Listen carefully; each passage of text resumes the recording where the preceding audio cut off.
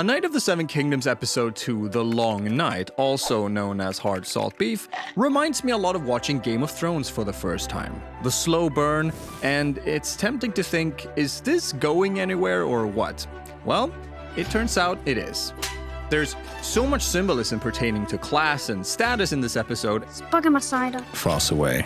Probably the best brew in the world. And just like Dunk, I'm a small fish in a big pond, so every comment, like, and new subscriber helps my channel grow. Thanks in advance. Let's get into it. I think you all know who this gentleman is by now. Ser Arlan of Pennytree. Arlan of Pennytree. Ser Arlan of Pennytree. Spiritual ancestor of Hodor and Paul the Rod. Maybe it really is all In the end. He was a true knight. So he was. But this episode recurrently makes the point that he was also just a man, complete with many flaws. Ser Arlan wasn't gifted with sword or lance. He lived nigh on 60 years and never was a champion. I never said you were perfect. Hard truths cut both ways. And if you look closely, you'll see the many scars Arlan bears from battles past, including the one he took in service of the Dondarrions. A veteran of 100 wars, but an enemy to none. Salt beef. Now, Dunk still needs to find a lord to vouch for him, so he goes to speak with, all of them.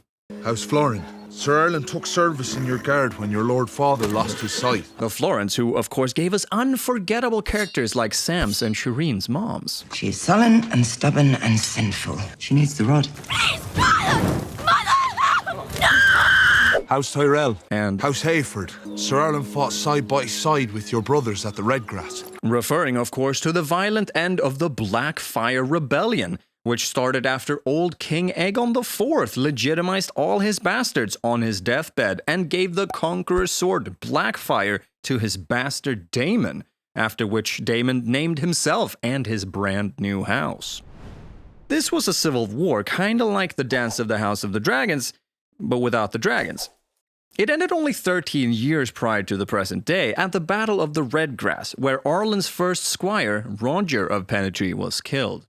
His squire, his own nephew, was killed in the battle. And where Lord Leo here failed to make it in time, oops, so it was up to a certain tree boy to win the day. Brynden Rivers, remember him? He and his archers killed Daemon Blackfyre, making Brynden a kinslayer, ooh, very taboo, but ending the rebellion.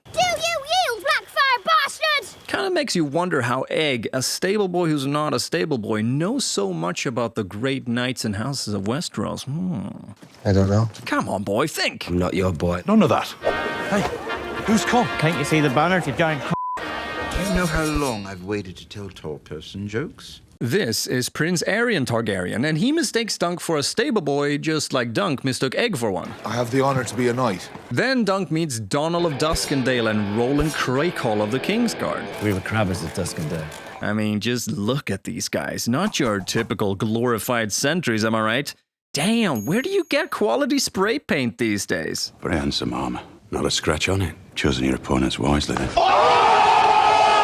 The Order of the Kingsguard is the highest honor a knight can aspire to in the whole realm, so these guys are basically rock stars in Dunk's eyes. May I ask, sir, how the son of a crabber came to have the honor of being a knight in the Kingsguard? Same way we became crabbers. Sounds confusing, I know, but the answer comes later when Egg reveals that His father owns half the crabbing fleets in Westeros. So, it turns out that Donald's background isn't as humble as it first may have seemed. Privilege begets privileged, and those without it, the likes of Dunk, simply have to make way for those born into it. Why do you treat these royal lapdogs like they're your betters? They are my betters. Then would you move the out of the way? We see this again when Lionel Baratheon recruits Dunk for a tug of war, Yes, Hedge Knight, you! Will you heed my call to war? symbolizing how a hedge knight might be called into actual war. And like actual war, the Great Lords participate very much on their own terms. Then Dunk sneaks into the Ashford Castle,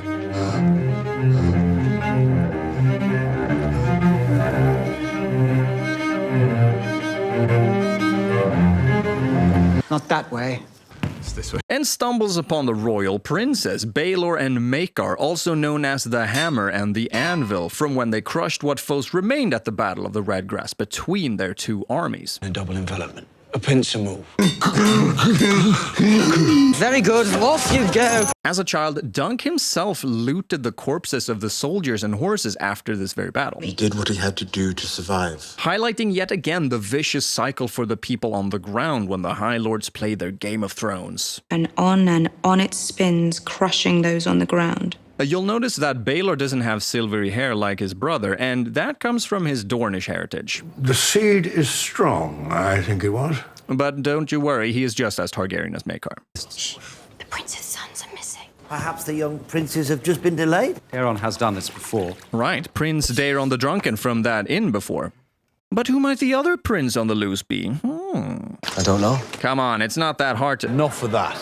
No doubt Ser Roland will turn him up and Aegon along with him. Aegon, huh? Who's that Pokemon? I don't know. Ah, but the clues are all there, boy. Call me boy again. You're Aemon Targaryen. My father was Micah. My brother Egan reigned after him. Egg. Egg. You got a name, thief? Egg. Egg. Ah, yes, and that explains why Egg got all shy when the Targaryens rode in before. Perhaps I should go back, sir. Check on the camp. And why he shaved his hair. And why he and Daeron are traveling separately from their father, uncle, and cousin Aerion. Stay the away from me. Dunk is then ambushed by Gwyn, Lord Ashford's daughter, whose birthday is the formal reason they're all there. Miserable circus. Even the royal family, which is unusual for such a minor lord, but because of the recent rebellion, the Targaryens need to get out and assert themselves.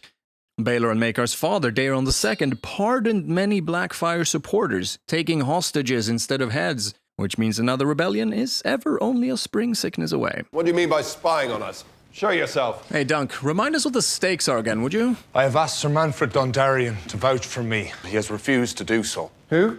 Sir Manfred, you know, red hair? No, of course you don't. You're like a prince. Do you remember him, Your Grace? Ser Arlan of Pennytree. Yes, him. The lots made Ser Arlan my opponent in the first tilt. Thank you, lucky star. You're in the great game now. Just one little thing. You are not of Ser Arlan's blood. You must needs find a new device, sir. Down at the puppet show, Tencel tells the story of Florian the Fool and John Quill, another local legend from the Age of Heroes. All men are fools, and all men are knights. Oh, just like Ser Arlan. Where women are concerned. Tales grow in the telling, I know. That's enough now. The story speaks of the duality of heroism and foolishness, of idealism versus reality, themes that define Dunk's and later Sansa Stark's journeys. Her expectations get subverted when she realizes that who she thought would be her knight in shining armor is, well... Murderous little And the one who comes to her rescue, her Florian, if you will, was a fool in service of yet another monster. Wait! How will Dunk's reality match his expectations? How do you do the fire tricks? Oh, my sweet summer child. So this is certainly a funny way of foreshadowing Egg's own death. You see, later in life, he will become known as Aegon the Unlikely, after the many heirs ahead of him in the line of succession either die or become maesters. Kinda dark, I know, but this is Game of Thrones after all. If you think this has a happy ending, you haven't been paying attention. Obsessed with bringing back dragons to reassert Targaryen power, he sets on a quest involving pyromancers, dragon eggs, and wildfire, which eventually leads to the tragedy of Summer Hall, where many, including Egg himself, die. The dragon eggs are lost, and Rhaegar Targaryen is born. Is it pollen? Pig shit. Could it be that his brother Daeron's dream about Dunk and a dead dragon is actually about this tragic event? I don't know. And because Dunk needs a new sigil, he asked for Tencel's help. Could you paint something for me? What would you want? Quick, think of that magical moment of friendship and fortune from last night. The field should be the colour of sunset, An elm tree. Big one. but with a shooting star above. Could you do that? But as you'll recall, this moment did not occur at sunset. But can you guess what does? The tragedy of Summer Hall. It's all connected!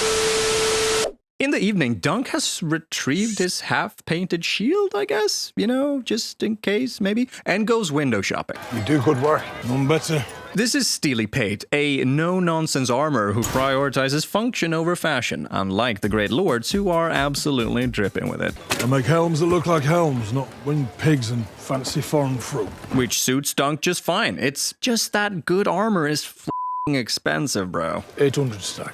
800? So Dunk makes the heartbreaking decision to sell off what assets he has.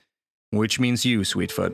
If I win, I'll come back and buy you again. Promise. But just like Ser Arlan, Dunk doesn't follow the advice of not getting too attached to his whores, so he gives back some coin for Sweetfoot to be taken extra good care of. That's for her. The tourney starts and we see Prince Valar Targaryen, Baelor's son, amongst others, and Lord Medgar Tully, who shows what a alpha male he is by swinging his big trout around and biting its head off.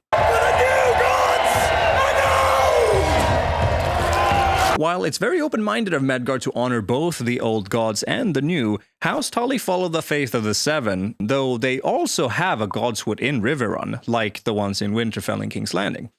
Catelyn used to play in this godswood as a child, and this is also where she and Lysa played at kissing with Littlefinger. When boys and girls live in the same home, awkward situations can arise. These are the moments that gave him the idea to be Cat's hero, which led to him challenging Brandon Stark, whom she was set to marry, to a duel that ended in his own humiliation. That is an awkward situation, indeed. Egg, not wanting to be recognized by his family, asks to be put down. Leo Tyrell falls off his horse but climbs onto another one and scoops up a shield like it's Fast and the Furious. Family.